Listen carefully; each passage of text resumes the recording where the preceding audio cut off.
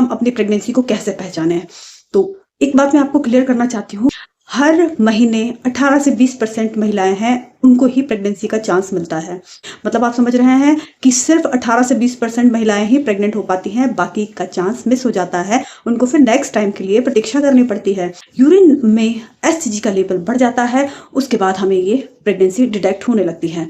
लेकिन इसके लिए आपको क्या है कि आपको ओवुलेशन के आसपास आपका इंटरकोर्स हुआ, बहुत सी महिलाओं को इम्प्लांटेशन ब्लीडिंग होती है जो कि आपके पीरियड आने के 1 या 2 दिन पहले हो सकती है। इसमें आपको स्पॉटिंग होती है, हल्की ब्राउन या ब्लैकिश ब्लड आता है, इसके बाद ये बंद हो जाती है। उसी टाइम पे आपको इम्प्लांटेशन क्रैम्प्स आते हैं। तो ये एक बहुत ही महत्वपूर्ण लक्षण है आपकी प्रेगनेंसी रुकने का। इसके साथ साथ क्या है, बहुत सारी महिलाओं को ब्रेस्ट में पेन होता है, ब्रेस्ट टाइट होने की शिकायत हो जाती है। मतलब ये दर्द ऐसा होता है कि आप छुओ तो आपको बहुत कष्ट हो जाए, इस तरीके का आपको रहता है। तो अगर आप में इस तरीके के लक्षण हैं तो आपकी ये प्रेगनेंसी की शुरुआत हो सकती है।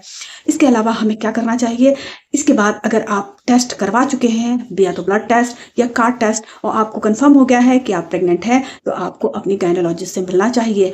इस कंडीशन में आपकी गायनोलॉजिस्ट आपको एक स्कैन कराने के लिए बोलती हैं, या फिर अल्ट्रासाउंड जिसको कहते हैं वो कराने के लिए बोलती हैं। तो आपको अल्ट्रासाउंड करा लेना चाहिए।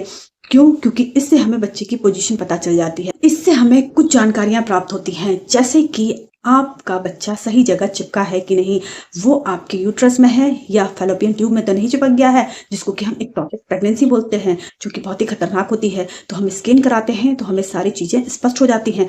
इसके अलावा एक बहुत महत्वपूर्ण चीज़ पता चलती है हमको कि हमारे जो यूट्रस है उसमें एक बेबी है या ट्विंस है या ट्रिपलेट है या मल्टीपल हैं। इस चीज़ की जानकारी हमें जब हम स्कैन कराते हैं उसके माध्यम से पता चल जाती है। इसके